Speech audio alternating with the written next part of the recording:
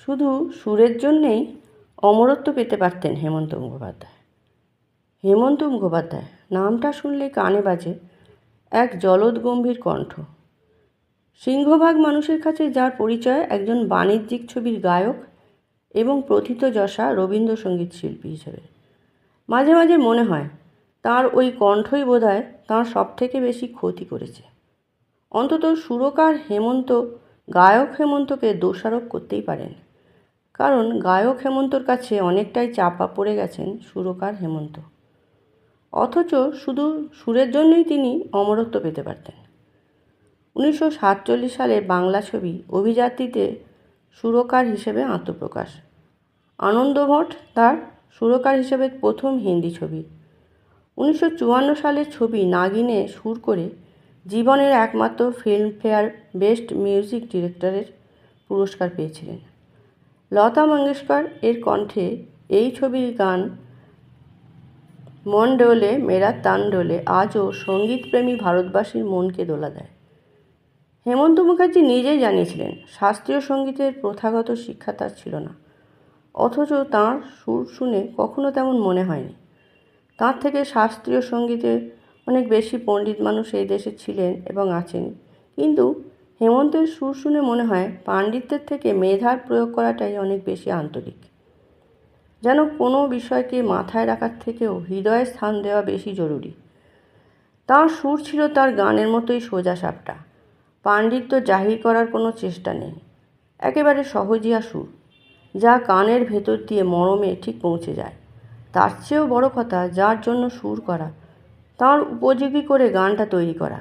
কোনটা লতা পারবেন, কোনটায় কিশোর বেমানান, কোনটা কার লিপে যাবে, সেই অনুযায়ী গায়ক বা গায়িকাকে বেছে নেওয়া।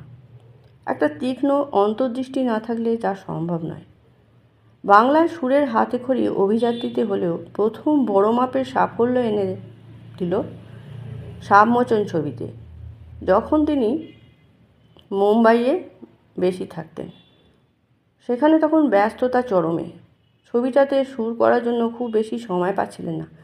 খুব অল্প সময়ে তিনি শোনো বন্ধু শোনো, সুরের আকাশে তুমি যে গো শুকতারা, বসে আছি পথে, ঝড় উঠেছে বাউল বাতাস গানগুলোর সুর করেছিলেন, যে গানগুলো বাংলা সঙ্গীতের এক একটা রত্ন। শোনা যায় মাত্র 3 দিনেই সুর করেছিলেন, রেকর্ড করেছিলেন। গানগুলি তার নিজের একেবারেই ভালো লাগেনি, ঠিক হলো না, এই আফসোস নিয়েই বম্বে ফিরে গিয়েছিলেন। কিন্তু কোন গান কার কখন ভালো লেগে যায় কে বলতে পারে? ছবিটা তো হিট হলোই, গানগুলোও ছড়িয়ে গেল মুখে মুখে। বলা যায় এখান থেকেই তৈরি হলো উত্তম হেমন্ত জুটি, যার আবেদন উত্তম সুচিত্রার জুটির থেকে কোনো অংশে কম নয়। মুম্বাইতেও তার সুরের জাদু দেখিয়েছেন। নাগিন ছবির কথা আগেই বলা হয়েছে। 20 সাল বাদ ছবির বেকারার করকে হামে এবং কহি দ্বীপ জ্বলে কহি দিল গান দুটি অমর হয়ে আছে। সাহেব বিবি और গোলাম ছবিতে গীতা দত্তকে দিয়ে গাইয়েছিলেন না যাও সাইয়া। এই সুরের মধ্যে অলির কথা শুনে বকুল হাসের ছোঁয়া থেকে গেল।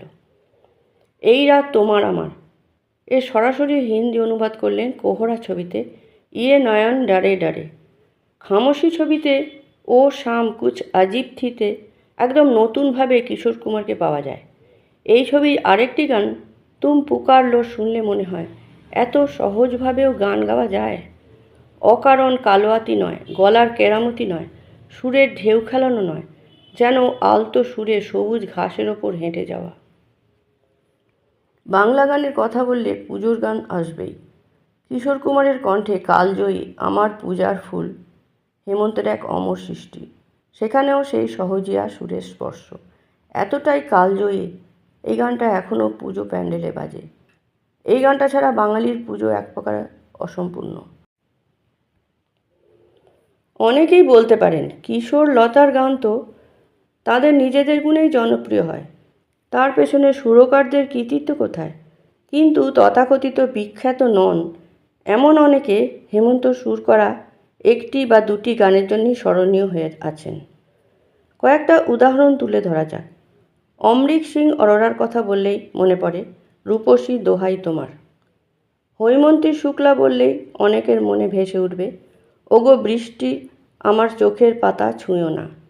ঠিক তেমনি অরুন্ধতী হোম চৌধুরীর যেতে যেতে কিছু কথা বলবো তোমার কানে কানে, বা যত ভাবনা ছিল, যত স্বপ্ন ছিল। সুজাতা চক্রবর্তীকে কজন চেনেন?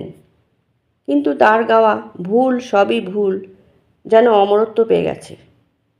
শিবাজি চট্টোপাধ্যায় যেই অনুষ্ঠানেই যান তাকে খোঁপার ওই গোলাপ দিয়ে এই ছন্দ এ আনন্দ বা সেই বিখ্যাত গান অভাগা যেদিকে চায় গাইতেই হয়। এর বাইরে শিবাজির অন্য কোনো গান আপনাদের মনে আছে? এগুলো কয়েকটি উদাহরণ মাত্র, চাইলে তালিকাটা অনেক লম্বা হতে পারে। বলা হয় তরুণ মজুমদারের ছবি মানেই রবীন্দ্রসঙ্গীত, কিন্তু যেসব ছবিগুলোর কথা বলা যায় তার সঙ্গীত পরিচালকের নাম কিন্তু হেমন্ত মুখোপাধ্যায়। ছবিতে রবীন্দ্রসঙ্গীতের ব্যবহার এতটাই সুন্দর হয়েছে, অনেকে সেই ছবির গান বলেই মনে করে সেগুলো। চরণ ধরিতে দিও গো আমারে বেজে উঠলেই অনেকেই বলে ওঠেন এটা দাদার কীর্তির গান। বা তোমার কাছে এবার মাগি গাইলেই অনেকে বলে ওঠেন এটা ভালোবাসা ভালোবাসা ছবির গান। আসলে গানগুলো শুনলে মনে হয় প্রচলিত রবীন্দ্র ঘরানা থেকে অন্যরকম, একেবারে প্রাণবন্ত। এইভাবেই রবি ঠাকুরের কত গান পৌঁছে গেছে সিনেমার হাত ধরে। যারা শুধু সুরকার তাদের ক্ষেত্রে বিষয়টা অন্যরকম। সলিল চৌধুরী, নচিকেতা ঘোষ বা সুধীন দাশগুপ্তরা নিজেরা গান গাইতেন না, ফলে ভালো সুরগুলো কাউকে না কাউকে দিতেই হতো। কিন্তু হেমন্তর ক্ষেত্রে বিষয়টা অন্যরকম। তিনি নিজে গাইতে পারতেন, অথচ মহান সৃষ্টি হাসতে হাসতে তুলে দিচ্ছেন অন্যের হাতে।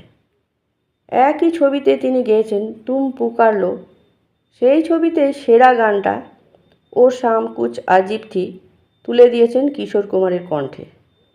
দারুণ সুর, হিট অবশ্যম্ভাবী জেনেও আমার পূজার ফুল বা সে যেন আমার পাশে আজও বসে আছে তুলে রাখছেন অন্য গায়কের জন্য।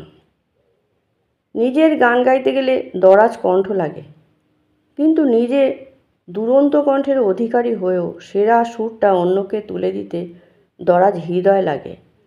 আর এখানেই গায়ক হেমন্তকে ছাপিয়ে যান সুরকার হেমন্ত।